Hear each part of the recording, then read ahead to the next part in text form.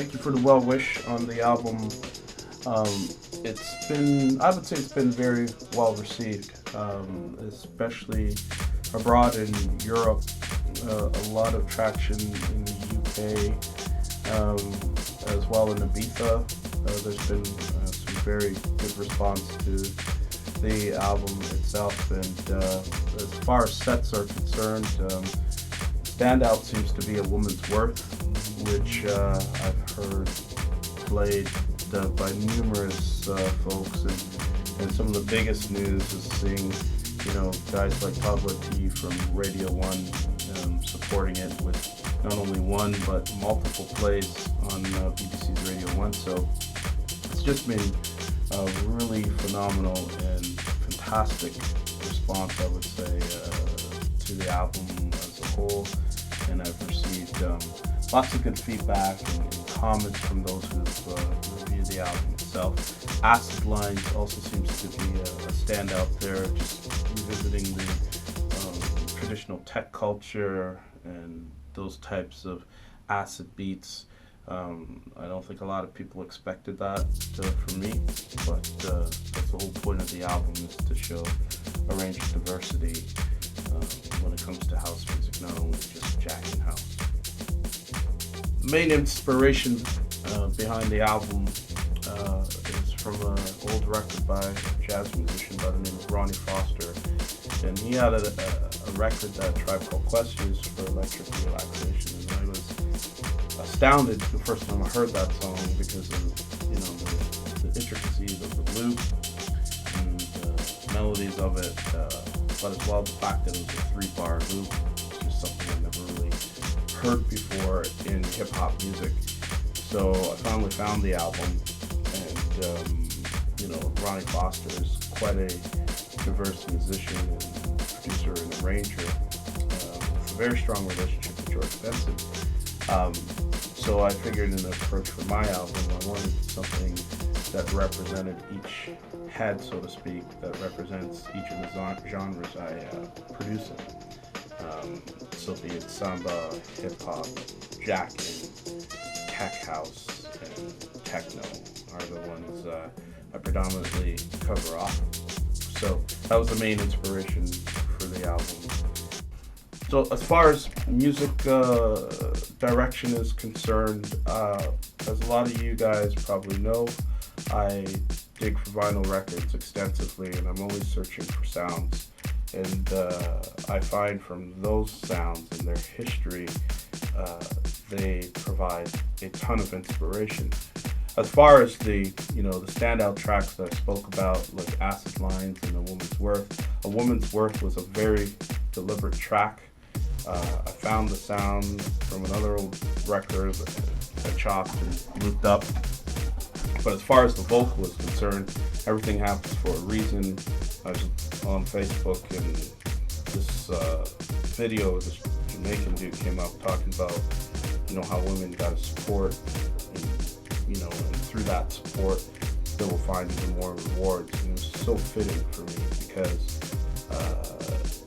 in terms of not only my relationship with certain women, but with just people in general, you find that you learn very quickly with a little bit of success how people change around you, and a lot of people forget that their level of service determines their reward. So I thought it was just fitting, and I think that's one of the biggest reasons why that track resonates so well with various groups and people out there listening to the record and placing the record in their sets. So I think I already touched on this, but production-wise, what makes the album work? So I think it's authenticity to original sounds, original breaks, and interpreting those and making them my own.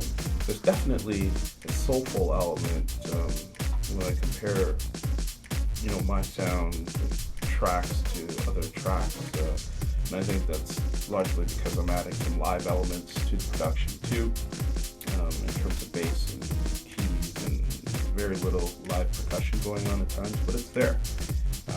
So I think those are what distinguish the record more profoundly than others.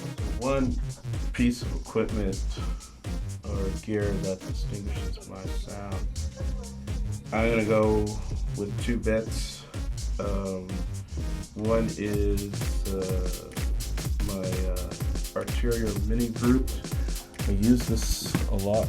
I don't know if you can see it, but I use it a lot for bass lines and stuff for remix work that I'm doing. I like the Native Instruments machine because it offers me a chance to customize the sounds, and I do that a lot with the snares in particular. And I can also import other sounds and tweak those to my liking and have it as a virtual instrument in my DAW. And I'm using Logic as my main digital workstation. As far as the one piece of gear that characterizes my sound, I'm going to have to go with the Native Instruments machine. I most of the time program all of my drums. There's very little use of a sample pack going on in my beats. I like to get very much involved in how the drums sound, and I guess part of that is because I do play real drums. But I think it offers up so much flexibility in terms of the approach to my sound. So yeah, I'm gonna say it's definitely that piece of gear there, drum-wise, that really characterizes my sound and the swing of it too. Advice for anyone looking to make it in this game what is left of the music industry. I would have to say that, march to your own drum, march to your own beat. There's a lot of people who would be very quick to offer you unsolicited advice, and those are the people I would say you got to look at what they're doing and how they do it. I'm not saying to not consider people's opinions and respect the work and things that they brought to the game, but there's definitely a need to be able to filter all of that, because everyone's got a friggin' opinion on everything. And if you look at the great works of other artists before you, they certainly listened and took a lot of good things in and bad things in at times, but at the end of the day, they made the decision to march to their own beat and get things done appropriately for what works for them. My other piece of advice would be always be on a continuous drive to be inspired and never settle for what is second best for you. I mean, if you got a certain sound or goal you're looking to achieve, do not compromise that in any step of the process, whether it be the types of sounds you're looking to sample or the people you're working with or the mastering engineer that you use. Do not compromise on any of that. So those would be